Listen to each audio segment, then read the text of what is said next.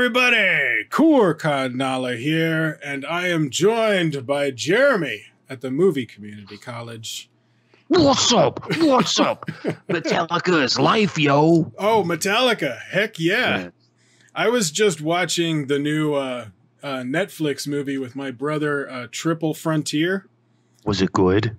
It was. It was better than I thought it would be, but get this.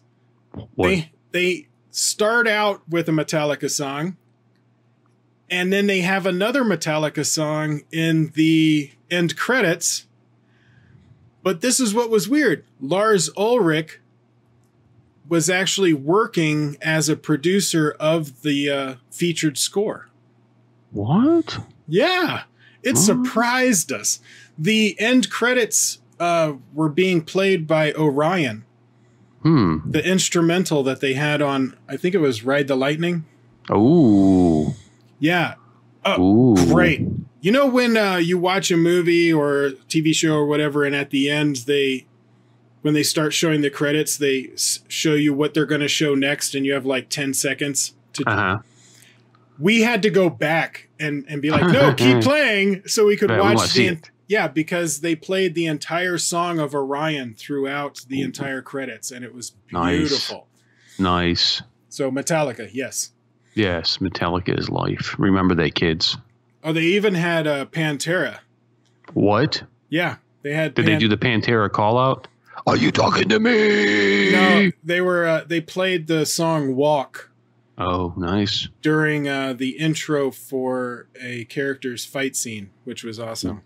Nice. So I suggest watching it. I think you'd probably like it. We should do our own version of that in real life and go rob Jabby and take all of his likes and comments. I heard he's got 75 million likes there in his cartel headquarters, and we can just bust in and take them all. And just remember, though, we're not going to have the flag on our sleeve when we do it, Koricon. Well, I gotta say, I really like Jabby. He's a friend of mine, so I don't really want to steal his likes.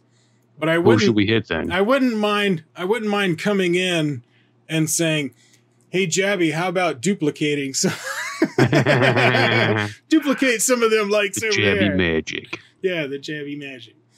I don't know if there's any YouTubers I would attack except the douchebags like Jake Paul and Logan Paul, but their audience I don't want anyway. So yeah, right. I'm not worried about them. A lot of the people in our community are not bad people. No, I agree. You have maybe a couple of people that are fake reactors, but you guys would have to tell me who they are because I'm not really aware. The ones I talk to, I think, are real. I think they're real people. Some of them react a little over the top, but I think it's still genuine. Anyway, we've been wanting to connect about once a month. We're going to kind of turn this into a podcast for your channel and your radio station and a video on my channel. So tell the people about where they could hear the podcast or the radio station that you have going on. It is on the greatest internet radio station in the world, darkskyradio.com. Again, that's darkskyradio.com, darkskyradio.com. There's a link in the description. You don't have to say it too many times. You go there, and we got picked up by 2 streaming services, which are helping, and we have a pretty good turnout. Our show will be on Saturday, because Saturday is primarily all India all day, where there are various reviews. There's anything I can put together that would interest the Hindustani audience.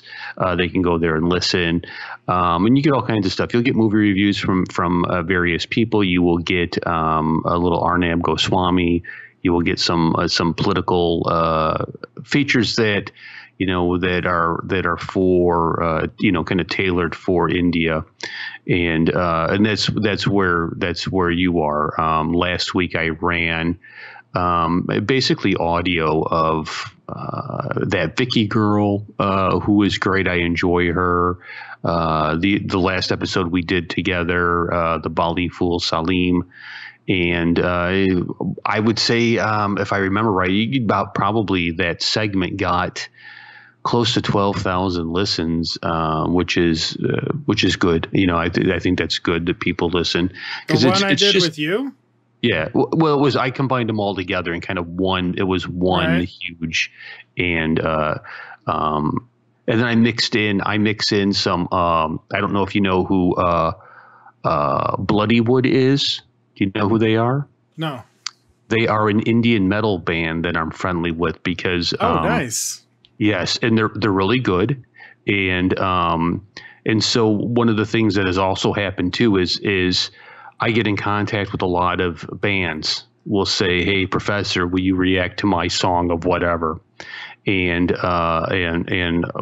Bloody Wood, and I would say they're probably the biggest. Actually, no, I have seen one of their videos. I think it was them. Didn't they have a video where they were like on the streets and they end up like talking to a guy to get underground? Yes. Yeah, I've seen that video. One of my subscribers sent it to me because they know that I'm a huge metal fan. Metal. And if I may, do you know who Nuclear Blast Records is? Yeah. They've reached out to me, and I do a Nuclear Blast radio show every night where I feature their new releases and whatnot too. And so the station's going good. It's all about community. I want to build community, and coming to you, and I appreciate your kindness and your visionary to agree to this. Like this, to me, we need community. We need a platform where people can kind of come together and talk about stuff, and the audience, the viewers, can get to know us. I don't know. Am I rambling? Maybe I'm just rambling. I don't know. But it's community. I think he who builds community endures and stays, and it's just good for everybody. Everybody can help each other. I don't want to sound like a Marxist, but it's like we could just all kind of come together as community, help each other, be there for each other, and it's everybody wins, I think. Basically, you want to create the field of dreams. If you build it, they will come. Maybe, yes. I don't. Who are you going to be in that? Are you going to be Babe Ruth?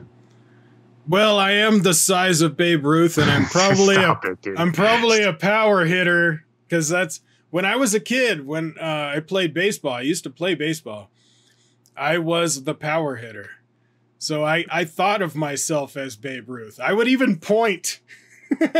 Nice. I would get on the mound and be like, and then I would. But yeah. Did you hit it though? Oh yeah.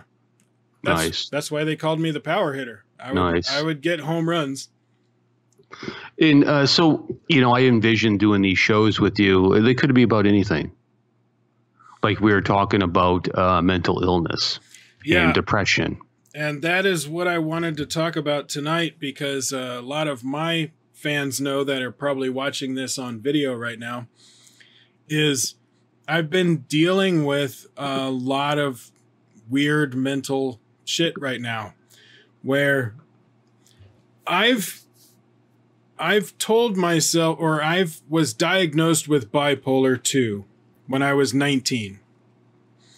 So when I was 15, they didn't know what was wrong with me. I had MRIs, I had EEGs, I had personality tests, IQ tests, like all this kind of stuff, trying to figure out why I acted the way I did at the time.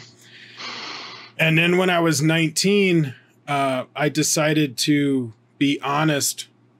Because when you're a teenager, you don't think there's anything wrong with you, right?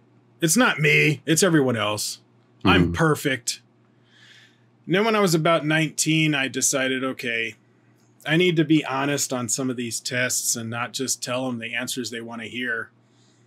And then all of a sudden the doctor was like, oh my God, you're bipolar. And so they started giving me different medications for bipolar. And I was on Tegretol for about, well, first they started me on a mix of Depakote and lithium. And it messed up my head. Like, it totally screwed with my head. So bad that I had to quit college and come home and get off everything for like 3 months. And then they put me on Tegretol, and I was on Tegretol for about 10 years. But Tegretol made my brain feel like it was underwater. So that moment when you're groggy, when you first wake up, I felt like that all the time. And I was constantly trying to fight through it mentally. And that, ironically, that's also when I became a computer tech, and I was, I worked as a tech for 8 years, you know, but I was constantly fighting through this like fog brain. And then I got off all medication for 3 years and just analyzed myself. And I wrote a blog about it. I don't even know if it's still out there, but I wrote one where I was trying to map my waves. And it was like every 7 to 10 days. And then I went on Lamictal for a while. And it helped, but it kind of took away what I thought was manic and just left me half depressed all the time. And that's kind of how I was in the past year. I was just half depressed all the time. So I got off of that about a month and a half ago, and I haven't had any medication until this week. So I went and saw my doctor last Monday, and I asked him, because my mom and my brother are both bipolar. They're both bipolar too. And when I talk to them about manic episodes, I don't feel that I have that. Like, I don't get that type of manic. And so I asked my doctor, is it possible that I'm misinterpreting my normal parts where I'm not depressed as manic? Or is my bipolar wave on the manic side so small that I'm just not that manic? And this is where it becomes funky and weird with medication. If you take an antidepressant without a mood stabilizer and you have bipolar, it's going to mess up your manic side. Like, it's going to totally make you crazy half the time. But if you take a mood stabilizer, then you can take an antidepressant. So what we're trying is a antidepressant without a mood stabilizer. So I'm just taking an antidepressant to see if I just have severe depression without a manic side of a bipolar. And I'm about 5 days in. It takes about 2 weeks to see maybe a difference, and 4 to 6 weeks to know if it's working. But it's possible that the past 20 years that I thought I was bipolar and all of these medications that were messing me up were wrong, and I needed an antidepressant the entire time. But I don't know. I mean, like I said, I'm only 5 days in. I feel better, okay, right now, but I'm probably really not going to know for another week or two. I too have been diagnosed as bipolar, and I'm a little bit older than you, so they had less of an idea of what to do with all this growing up as a kid. Their answer was to hold me back, that it was a immaturity problem.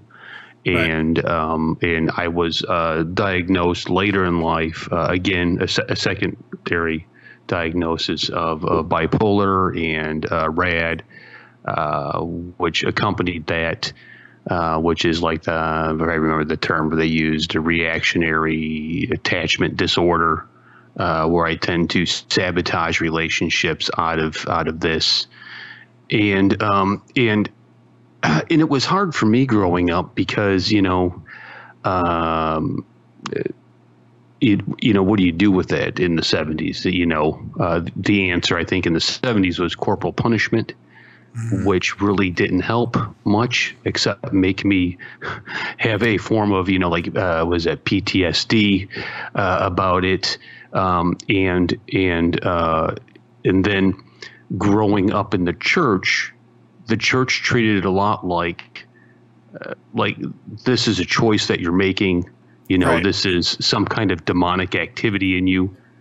I'm a freaking kid. You know what I mean? Like, I'm not involved in any, and so there's this whole misconception, I think, about this and the stigma. And as I got older, I would meet people who were on different medications, and they would talk about how the medications really just messed with them greatly. And I've never been medicated for it. And my wife, the Warrior Queen, she knows when the cycles are coming because they're so predictable. I was unaware of how predictable they were. She maps them out on it. And so she will know okay, we're getting, 3 days out. Here it comes. And Jeremy's about to go on his period. Yes.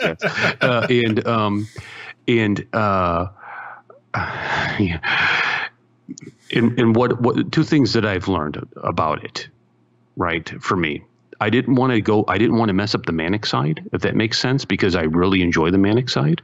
It's fun. It is, fun. So I didn't want to, I was like, okay, I will take this other thing that goes along with it. And the other thing is don't make any great life choices when I'm in this cycle. Like I found myself just making the worst choices. Like, you know what? That's it. This is what I'm going to do. Yeah. Whether I'm completely full blown manic or depressed, because it's like, that's it. I quit. What do you mean you quit? That's it. I'm done. And a lot of times, my son, he is 23 and just got married, and his fear. I'm sorry, I don't know if you can hear that. That was the coffee maker turning off. My apologies. My son's fear and my wife's fear is that somehow I'll end in some kind of suicide, which is not on my plan at all. But I understand that because sometimes the depression just comes on you so thick that it's just like. Yeah. No, I get that. Sometimes when I'm in full depression and I try to vocalize what my thoughts are, people misinterpret it. Yes. As he's going to kill himself. Yes. And that's not what I'm trying to say. What I'm trying to say is, hey, I just kind of want you to understand where my mind is. But where my mind is in a place that you've never been. Yes.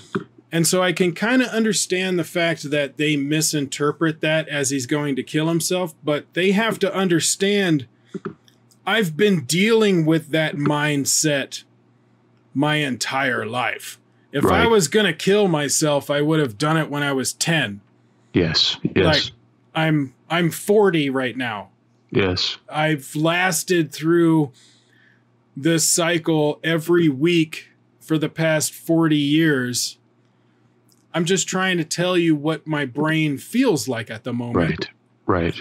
Right now, my brain well, for me personally, my brain feels pretty good right now. I'm coming out of whatever kind of a depression I was in at the time, maybe some of the medication, I don't know.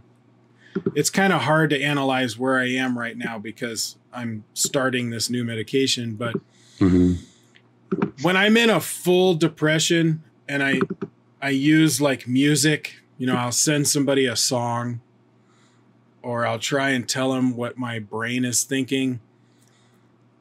It's to an extreme that they cannot understand because they've never had to dive into that before.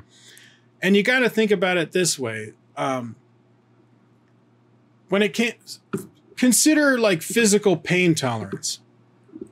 If you have never felt physical pain and somebody punches you in the shoulder, it's going to be the worst thing you've ever felt. Right. But if you've been punched in the face over and over and over again. You've been stabbed and cut and slit and like kicked every week for 40 years. Then if you tell somebody I got punched in the shoulder, they would be like, huh, that's not too bad. Right. That's a really good analogy. And I think that, I think it's important to bring awareness to it, because I'm sure there are people who watch our channels who could relate to this, and it's not always, I think mental illness is like being deaf in a sense. Like if you see somebody and they're missing an arm or a leg, or they're in a wheelchair, you get this visual.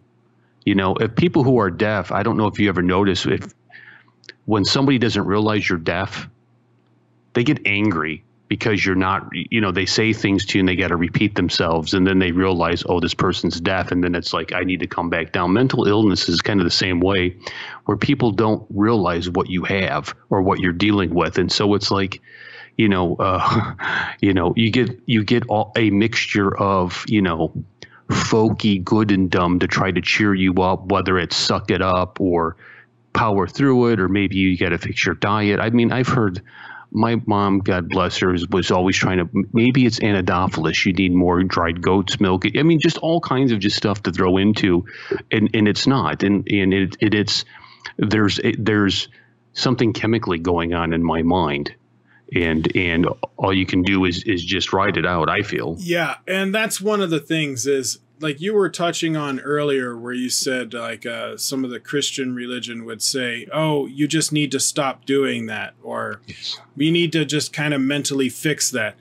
Yes. What people need to understand is this isn't something that was created by an outside source. Our brain is just doing that, and we have to deal with it.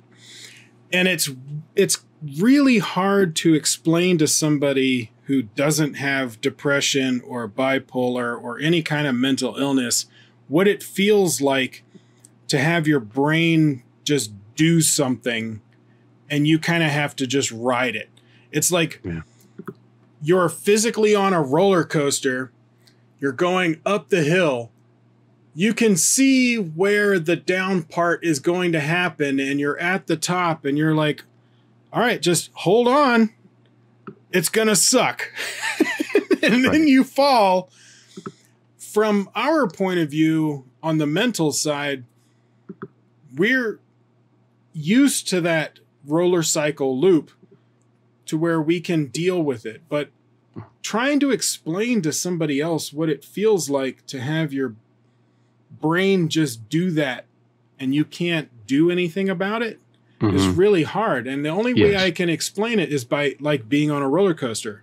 So I try and tell people, okay, consider being on a roller coaster. You're at the top of the hill. You're about to drop.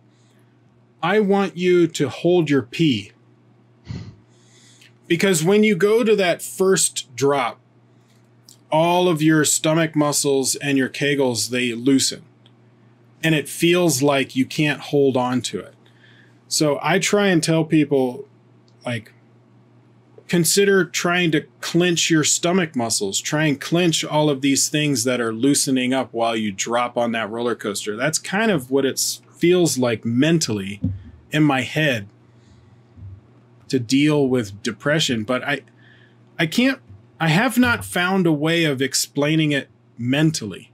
Like, I can only really explain it in physical terms, because I think people that don't have any mental issues can't understand anything except physical comparisons.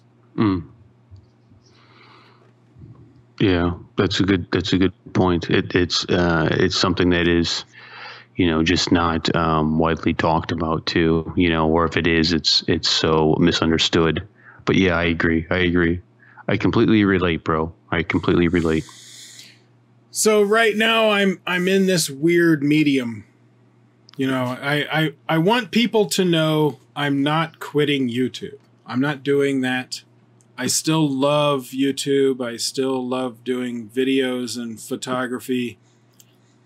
But I'm in this weird place right now where my mind is not right. I'm testing out a new medication. I don't know what it's going to do to me. it could make me worse. But that's one of the problems with dealing with bipolar or depression is you can't just say it's not like a broken leg. Or they're like, oh, your leg's broken. We need to brace it and give you some antibiotics. You know, with mental problems, especially depression and bipolar, they're like, well, try this one. Tell me how you feel. Yes, right. Well, that didn't work. All right, try this one. Tell me how you feel. Right. And you just got to keep trying them until you find one. So I'm hoping that this is the one. But of course, I'm 40 years old. I've been doing this for 20 years. And this is the first time I'm trying an antidepressant without a mood stabilizer. And it is very weird to try and consider maybe I'm not bipolar. Because I associated myself to that for so long. And I remember how long it took for me to just accept the fact that something was wrong with me in the first place. So how do you change mental? It's like, oh, well, maybe I'm not bipolar. Maybe I'm just have severe depression. So it's like a misdiagnosis or something? Maybe.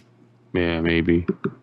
I mean, I could be wrong again, and this is going to mess me up even more, and then I've got to try another mood stabilizer. Have you tried any medications? No, I went on St. John's wort for a while. That's not a medication. Yeah, no, I mean, that was all that I've ever tried to treat it for. The doctors have tried to prescribe things to me, but every time they have, I've always had somebody in my life, you know, a friend or family member, and mostly friends, who have had similar diagnosis, and they tell me what the medicine does to them.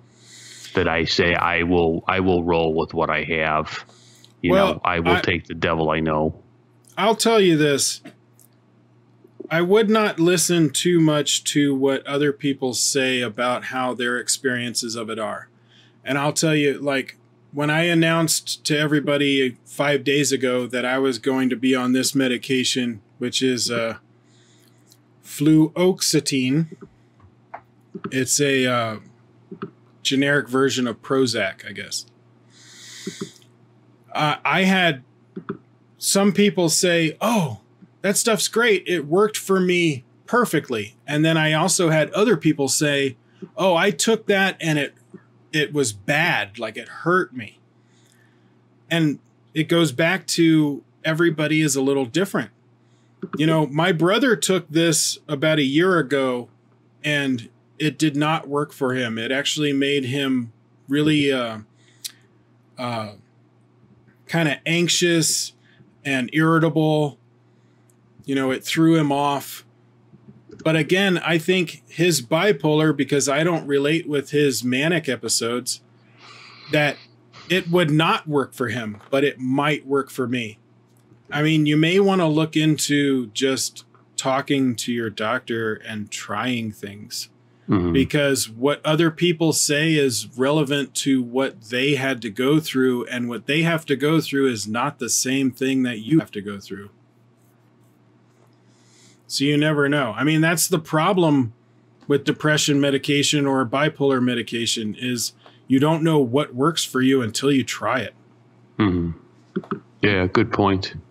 Very good point, Koricon. You can call me Matt. Okay, Matt. Does everybody now your secret identity is known? No, I was trying to avoid that. So Koricon, for those of you that don't know, I think I talked about this on the last time, but Koricon was the name I created for a Dungeons and Dragons character that I made in like 1988. And when the internet went public, I used it as my like call sign, my internet call sign, because at the time, the only people on the internet were hackers and none of us used our real names. And then when that didn't matter anymore, I just kind of used it to sign onto websites and it became my thing. But my name is Matt. I don't hide it. I'm a photographer. I do things with my local paper, the Longmont Observer. My name is plastered. My real name, Matt Steininger, is plastered all over that stuff. So you guys can, it's easy. You can just call me Matt. It's a lot easier. Okay, Matt. My son's a reporter for the Arizona Republic. Nice. Yeah, so sometimes they send him out with photographers to go do stuff. You know, he does a lot of environmental reporting.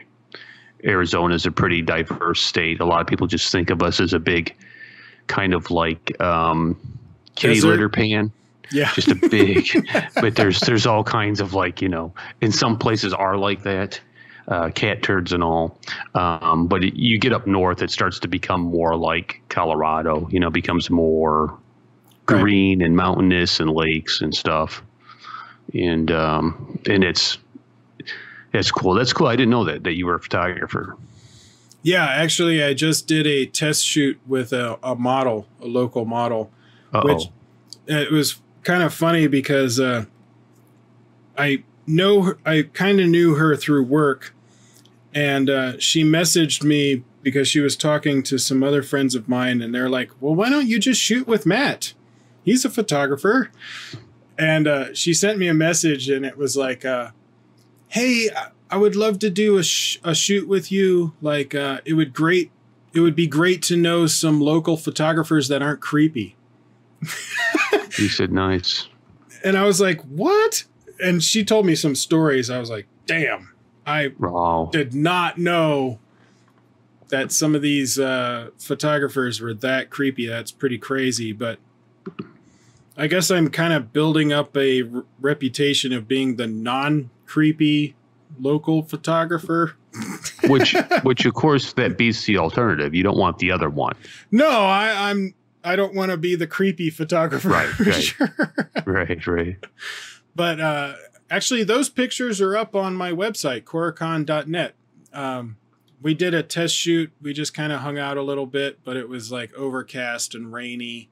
I'm going to write that down. I haven't been to your website yet. Yeah, Koricon.net. But you know if you're okay with it, what I can do is I can link your site to my site. Yeah. If people, you know, they listen to the show, they want to come over and check out what you're doing over there.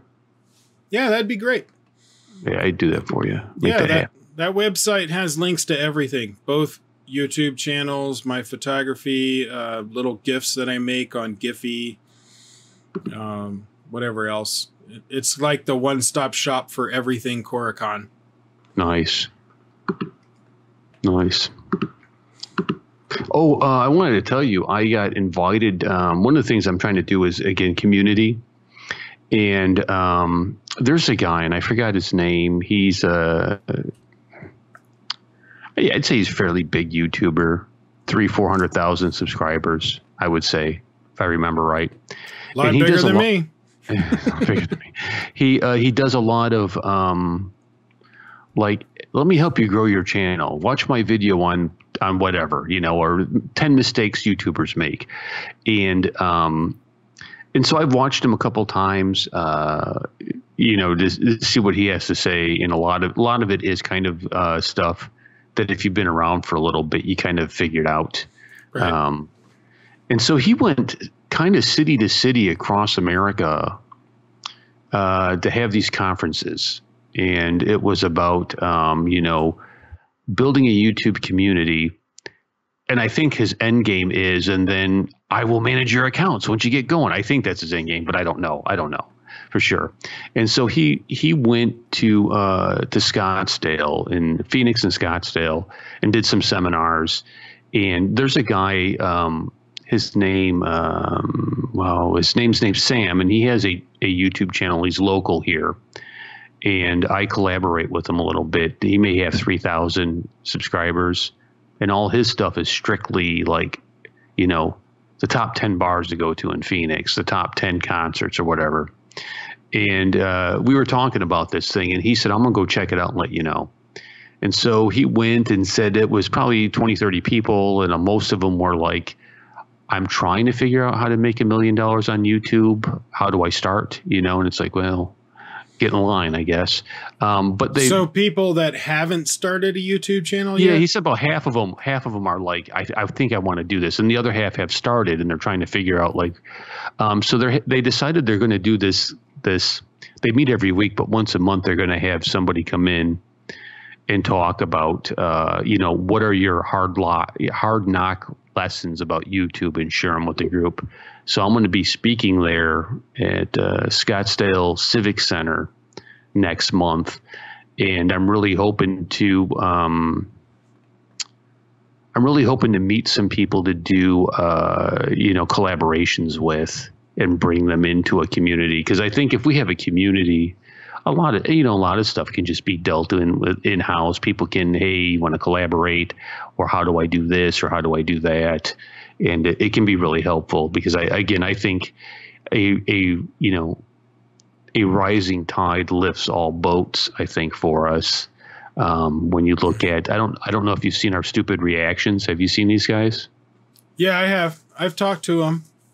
Yeah, they're just completely on fire. The same like when Life Meets Family, and these people who are just taking off.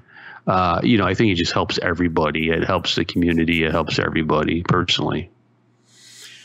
Well, it does. Now, when it comes to new YouTubers that are exploding really fast, you do have to question, why are they exploding so fast? Yes. Some of them are going to explode fast and then fizzle out really quick because they were faking it, or maybe they're pretending to be a character that they're not in real life, and they can't maintain that, and it's not sustainable. So a lot of times I don't want to collab with anybody unless they've been doing it for about a year. Oh, that's a good idea, Koricon. I mean, Matt. Koricon, Matt, whatever. I I'm respond to afraid both. I'm afraid to use your real name, because I don't want your arch nemesis to know your identity, and then, now we got to go into rescue operation. Nah, I don't mind. Okay. Like, I'm a big guy. I can take care of my arch nemesis. Nice. It's all Nice. good. Are you tall? I'm 6'2" and I weigh 325. And I have 220 pounds of muscle mass. Nice. I'm not worried about it. Plus, I grew up in DC, and I was jumped on a regular basis by 6 to 10 people about 3 times a week for about 5 years. My pain tolerance is extremely high. Yes. So I'm not worried about anybody. I'm from Gary, Indiana. Cool. Which is a really bad neighborhood. Oh, is it?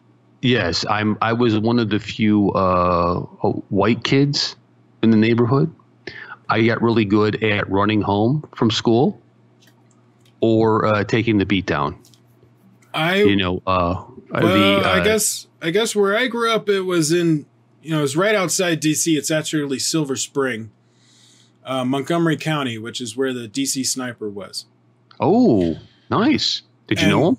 No, he actually started killing people a year after I moved to Colorado. But it was very weird watching it on the news, because I used to ride my bike there when I was 10, all those places. Wow. But where I grew up was violent enough to where there's nothing in Colorado that scares me.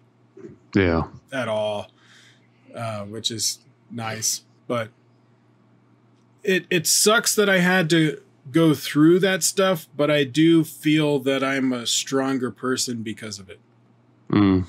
But where I grew up was half black, half white. It didn't really matter. The people that jumped me some were white, some were black, some were whatever. They were just a part of the gang, that local gang that wanted to be feared by the other kids in school. So I didn't do much running. It was more of just, you stay standing as long as possible, cover your face, because if you can be standing the whole time they're punching you, you'll be all right. If you end up falling to the ground, feet hurt a lot more than fists. So if you ever get jumped, just keep your balance, cover your face, and keep your balance and let them punch themselves out. But try not to fall on the ground.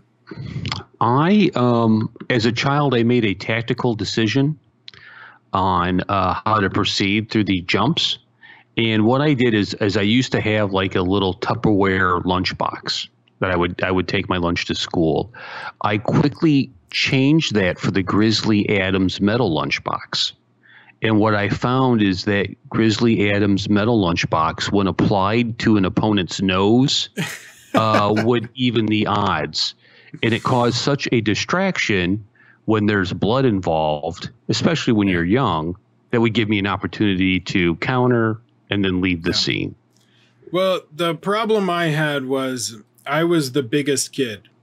Oh. And so what happened was that you have a prison mentality on some of these schools over there, where if this group of kids wants to be feared by the other groups in the school, you take out the biggest guy and then you prove your dominance. If you can take out this guy, you can take out anybody. Yes. So I was the biggest guy. So they would take me out probably 3 times a week, but it had to be more than 5 people, because if there was 3 or 4, I could probably handle it. 3 I can handle just fine, because you take out the first person, 1 hit, you know, it's not a big deal, especially if you hit the nose. They tear up, they can't do anything. The other 2 pause, then you can decide which one to go after, who's weakest. But when there's 5 or more, they all hit you so fast that there's not much you can do about it. So I would always get jumped with at least 5 people. And then by the end of the school year, you get that 1 or 2 guys that thinks they're brave and they can handle me on their own because they're in the group. And then I have to remind them, no, you need your other 5 friends to be with you. But I didn't have any metal lunch boxes.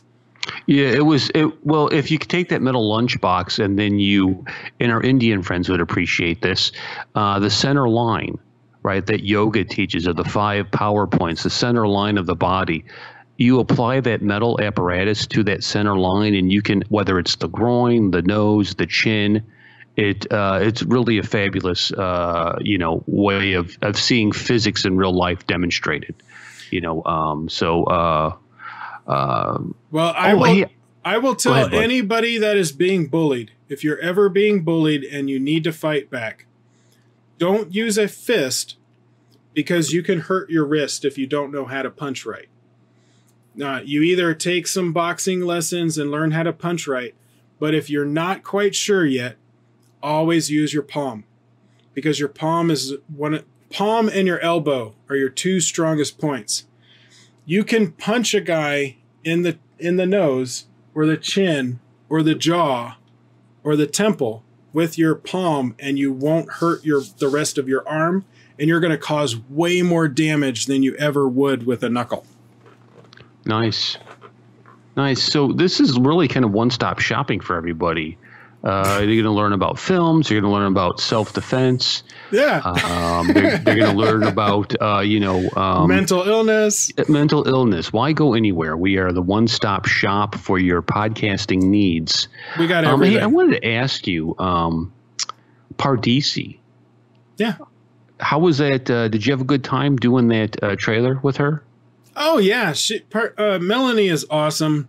Yeah, she is. I've known her since she started, because she was first. So kind of go way back.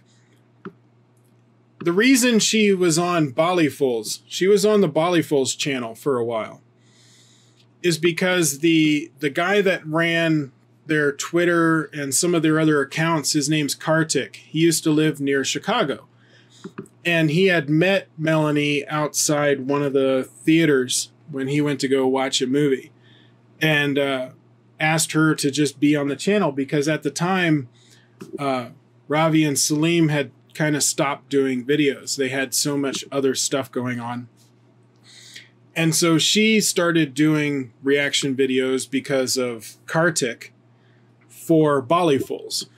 But then after a while, it was obvious that Ravi and Salim weren't going to be coming back. And so they broke off and made their own channel, Pardisi. So I had known Melanie ever since she was on Bollyfuls. And when she transitioned to Pardisi, I was one of her first like main supporters. Like I was trying to help her get the channel built up. And then last year she came over. Her and her husband were traveling through Colorado, and I actually got to do some collabs with her at my house, which was really fun. It was kind of funny because the air conditioning didn't work and we had to turn the fans off for the audio. And so it was like really, really hot. And we're like in between takes, we're like just wiping the sweat off. Did you have Eye of the Tiger playing at all? No, but I was kind of thinking about it in my head. But no, she's great. I love her to death. Her and her husband, because her husband is actually a huge D&D player, you know, and he does like huge games where he'll play Dungeons and Dragons games with movie stars. Really? You know, and so me and him got to talk about that for a while. And yeah, now Melanie is great. I will always do a collab with her whenever she wants. I asked her to do the 2 reactions we did recently because I wanted somebody to react with, and I knew she would be a great person to do that with. And yeah, she killed it. Yeah, I really enjoy Pardisi. You know, and all the work that she does. She's very knowledgeable. And because to me, you know, we talked about this last time we were together. You know, when I started from, this is Indian Hindu, not Native American films, for the Bahubali trailer. I mean, that was kind of my first, like, you know, ignorance hurdle to get over to now. What's that new film with Alia Bhatt? Kalank.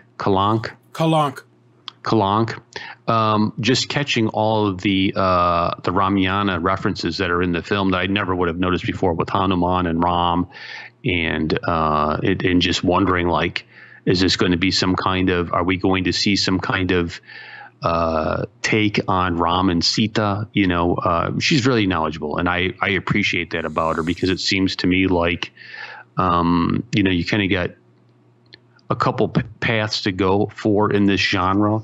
Mm-hmm. Over the top ridiculous or subject matter expert, and I appreciate her reviews. I appreciate your reviews, because it's clear when you watch them that you're watching, that you're doing the work. You're watching the films. You know, you're putting in the work. It's not just a rip and read kind of scenario, and. Right. You know what I mean? And I think that kind of alludes to what you're talking with some of these new YouTubers that just take off. I think how do you sustain it? I don't know. I mean, you watch the early videos from some of us, you and me, whatever. You can watch us learn. Yes. You know, you can watch, if you watch our videos from Bahubali and on, you can see us asking questions and learning the entire time. You have some YouTubers that are coming in and all of a sudden they know everything about Indian cinema. It's like, really, how did you know that before reacting to that? That cannot be a reaction. That is a research. You shouldn't call it a reaction. You should call it just analysis, which would be just fine. You don't have to react to things. But for me, like, I had been kind of exposed to Indian movies. My dad's been watching them for 20 years. So I've been exposed a little bit. But what surprised me was it's not just Bollywood. You know, it's not Hindi movies. There's so many languages that have so many different film industries, and they're all a little different. And the intricacies that go around each one of those film industries is so interesting to me. I found the complexity of Indian cinema what really drew me in. But at the same time, I wanted my channel to be a kind of a hub, or, you know, a switch. I guess you would call it a switch if you're talking about networking. But I would want it to be more of a hub, of a place where a lot of different film industry languages can come together and kind of share ideas. You know, I want my fans that like Hindi films to watch Telugu films and Malayalam films and Bengali films. And I would want my, you know, the fans that like my Tamil and Telugu stuff in Kannada to watch Hindi films. You know, I wanted that interconnectedness. When I first started, I found that there was a lot of animosity. But when I talked with Madhavan, when I did that interview with Madhavan, he was telling me it's more of kind of a almost a joking animosity, where it's like, you know, I'm a Redskins fan because I grew up in DC, but I'm also a Broncos fan. And I would say your, you know, Arizona team can go to hell. Right, right. But we're not going to hate each other. No, right. And so he was kind of pointing out it was a little bit like that. And so I understood a bit more after talking with him about that. But I do want people to expand their mind and watch movies in languages that they're not familiar with and read the subtitles, even if the subtitles are in their own language or in English or whatever else. Doesn't matter to me. Nice. Very good. Yes, I think that's a great, just an absolutely great thing to do, Matt, because it is, I mean, it's like, you know, I read somewhere that, you know, Bollywood is the largest film industry in the world, and Hollywood puts out about 700 films a year, and Bollywood by itself puts out about 2,100 films a year. And that's just one of the film industries within India that gets most of the attention. But if you look at the nation as a whole, that's a lot of movies, man. They're putting out a lot of movies, a lot of movies that are good. I sat and watched a Telugu film over a few days ago, Satya, gangster film.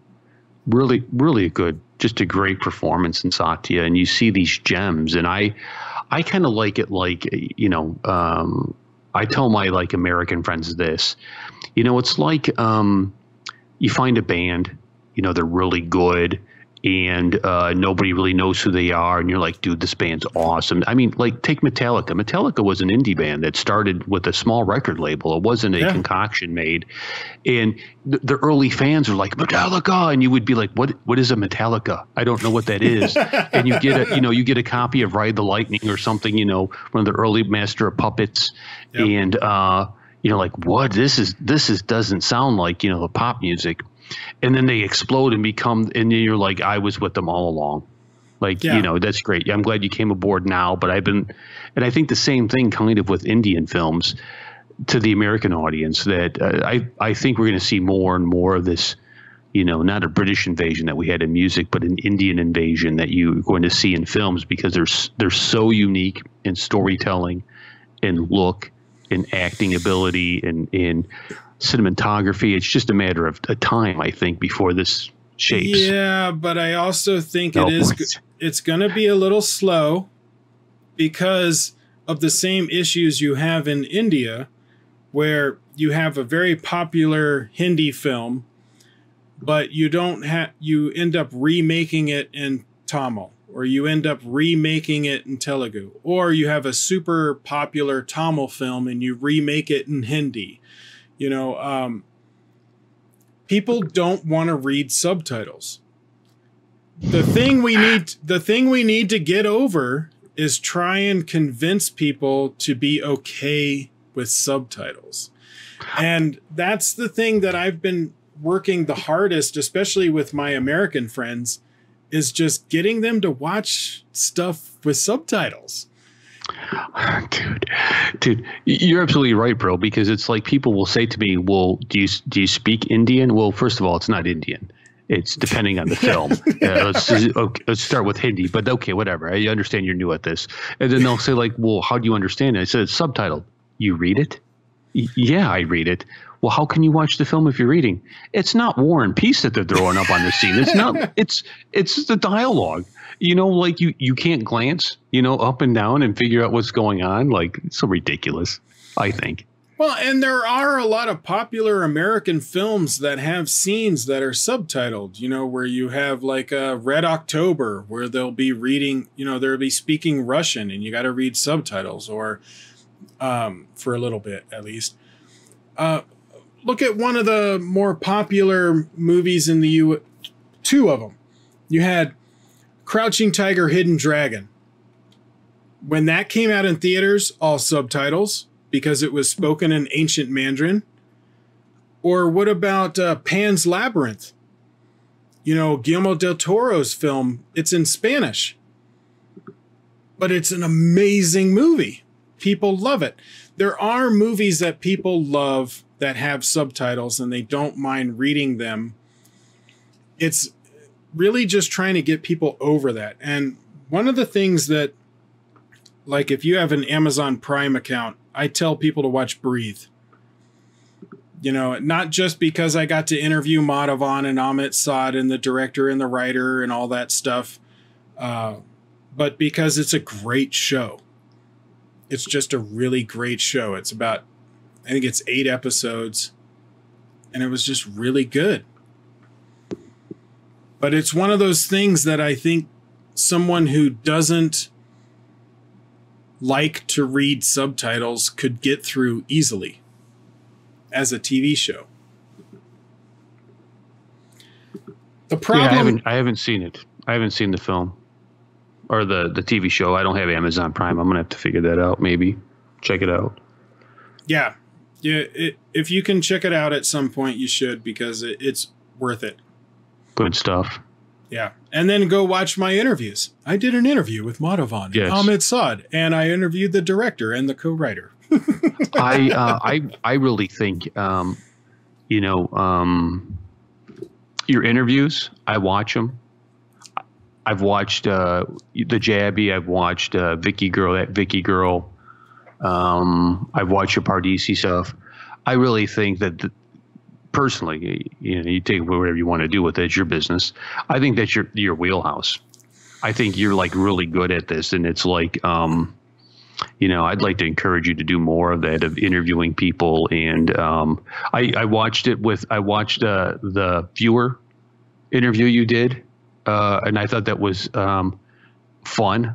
You know, I had a good time watching it. Like, you know, I don't know, whatever. I'm rambling. I have 2 more of those coming up. I think that's, you know, one of the things I was thinking about doing, because it gave me an idea, is because I'm not on social media at all. I used to be, but I had a Russian problem that happened, and so I got off social media because it was just better for everybody, I think. And it had to do when Vladimir Putin showed one of my videos at a press conference and talked about, this is the kind of Americans we need, and it just caused the whole thing. Oh. Yes, it was. I was on CNN, like they had footage and they were running stories about me, but they would go find like the worst possible picture of me, and then paint me like a far right crazy extremist. This guy, and it's like, dude, I didn't say any of that stuff. What are you talking about? It's because you're white and bald. Yeah, yes, and I love guns. And, you know, and I think that was just like the perfect narrative. Ooh, Annie like Trump. Let's get him. Yes, this is it. And I was on CNN in India, but it was because of Rajnikant and it was very positive. So that's the only time that I've ever been on CNN. I cannot imagine how I would feel if someone used my videos in such a negative light. Yeah, I mean, my son, who's a reporter, said, "Hey, we need to talk." I said, "What's up?" He said, "We're getting phone calls at the paper about you. Like, can you get us an interview with him?" Because I was on RT a lot. Like, I was on RT a lot, dude. And he said, "Here's the problem, Dad. Intercept, which is a trade publication for the intelligence community, is writing stories about you. That's not good. You're going to end up like Snowden. Like, you know, this is like," and I was like, okay, Bob, well, let's just back out of that and just focus primarily on India and not do Russian content. So I got completely off social media. And I don't know why I brought this up. See, I start conversations, Matt, and then I forget what the point was because I'm old now. I don't know. No, I think part of it is, like, I've had some people tell me that I make people feel comfortable, and they tell me things that they normally shouldn't be telling people. Is that what it is?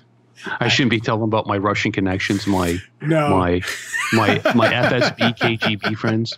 I made a lot of friends with KGB people online. Very nice. Very. Anyways, it's probably another story for another time.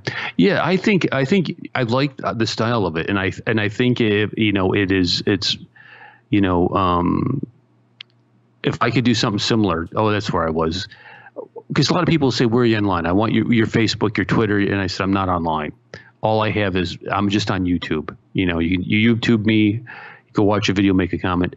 But I'd like to maybe set up a thing where maybe I'll take your call, because I get a lot of like I just logged on to Skype and I don't know how people found me, but there's like all these notifications on Skype of Indians are like, "Professor G, accept my thing," and I have no idea how they found me. I have no idea.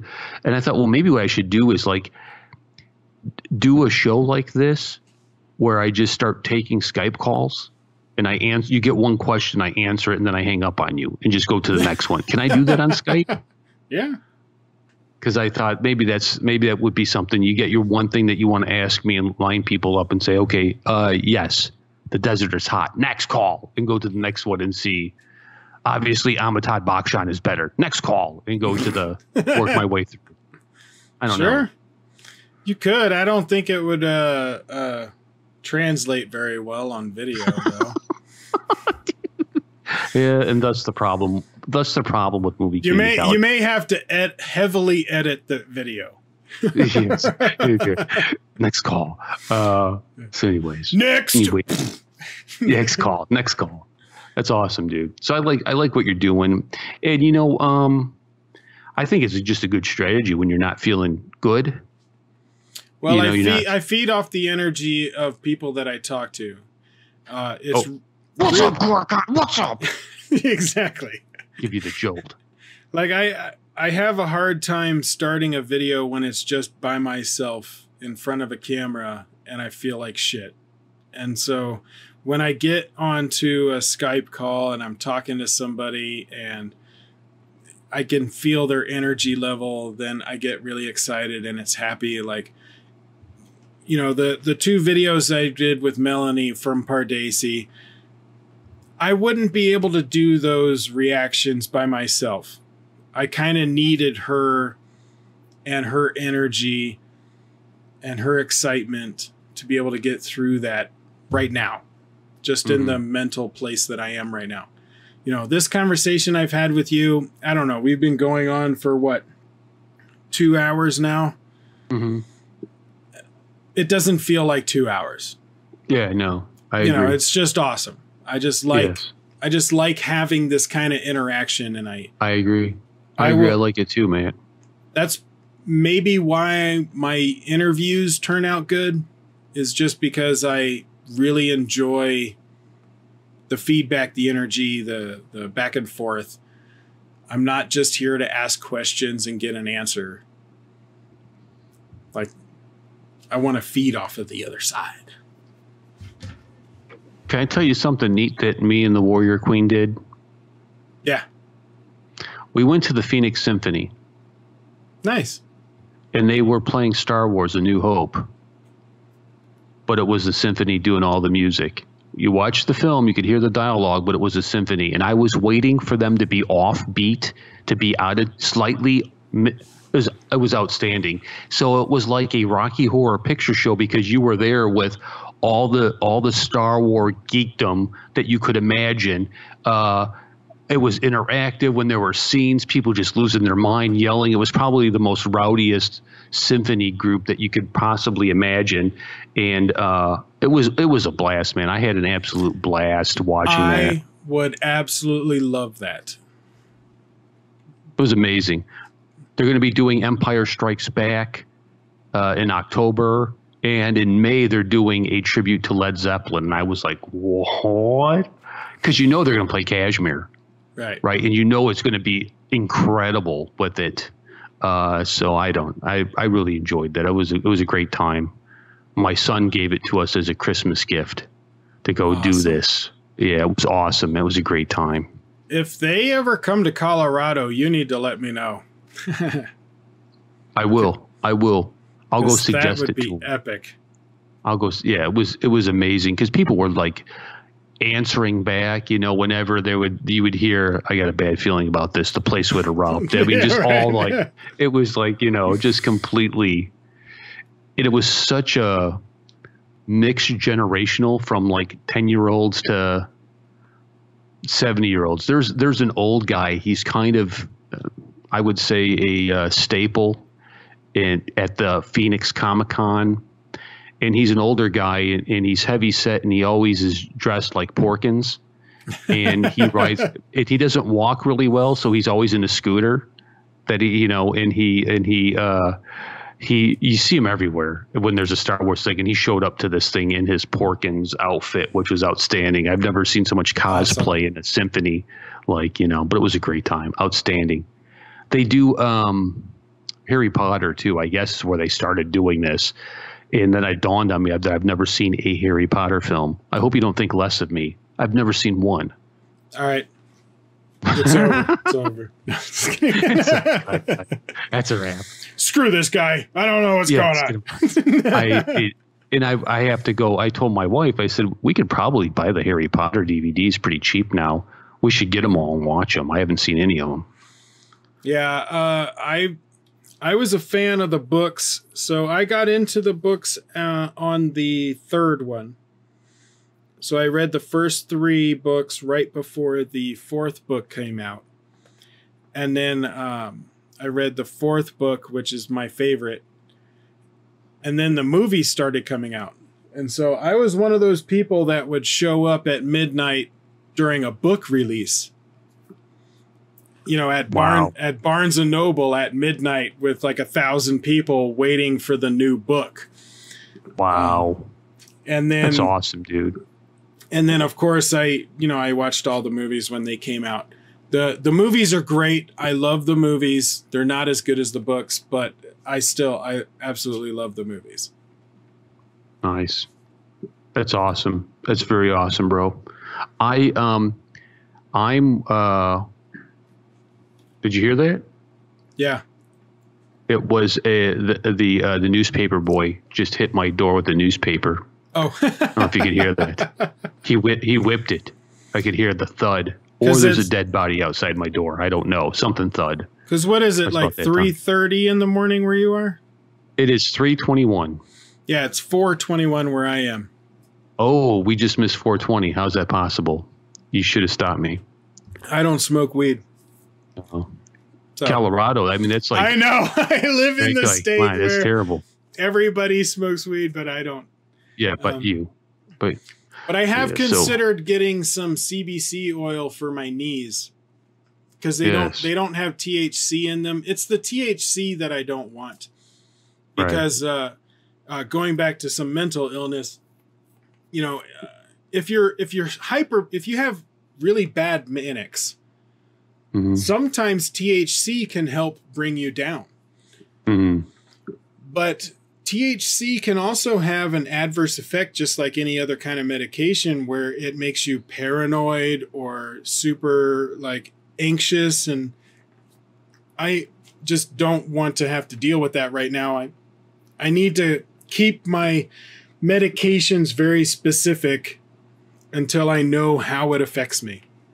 Yeah. And I just never got into THC, but I have considered getting CBC oils for my knee because there's no THC in them, but it does have the like pain numbing effects. I did not know that. Very good. Pretty good. We got a lot of weed knowledge up here in Colorado. I used to be on a radio station, and I did a show called Revolution, and I followed a show called That Weed Show, and it was a guy who went by the name of Super Joint, and he's kind of a local pop culture figure. He's a fake rapper, and all of his songs have to do with weed, smoking weed. And he's like 6'9", and he looks like something that just rolled out of Black Sabbath in the 70s. And he's just such a character. And I would always come on and make fun of him on my show, and we struck up a friendship out of it, because then it would go back and forth. I've been trying to get him on YouTube, because I think he would just blow people's mind when you see this guy. He's just, I mean, that's just shtick. He goes out and he does shows and does this. Yes, and it's just, he'd be awesome at having him watch, Indian trailers or something, because he's always high too on top of it. So I mean, just to hear what his what Holi's coming up, Holy, I guess you'd probably say Holy's coming up. There's a lot of ganja. Mm-hmm. Yeah, there's a lot of ganja partaking. I think he would be an excellent guest to, once he realizes it's a weed, weed is mixed into the festival. He'd probably be all in, my guess. It'd be like Cheech and Chong. Yes, like Cheech and Chong. Great movies. I always enjoyed those films. Always enjoyed them. Were you a Cheech and Chong fan? I do like some of the Cheech and Chong films. It's been a long time since I've seen them, though. But my teenage years, they were very funny. I don't know if that still translates to today, but it had been a long time since I've seen them. But I did find them funny. Yeah, I agree. Well, hey, man, I'm if you don't mind, man, I'm gonna get running here. I feel the bathroom calling me. I was about to say I've got to go. It's getting late, and I need some sleep because I work tomorrow. Okay, well, you have a good day at work, man, and thanks for having me on again. So if you want all of Jeremy and Movie Community College links are in the description below. Check them out. My description also has all of my links. You can check those out. And we will see you on the next video or podcast or whichever you're listening to, watching thing. Peace. Bye. Bye.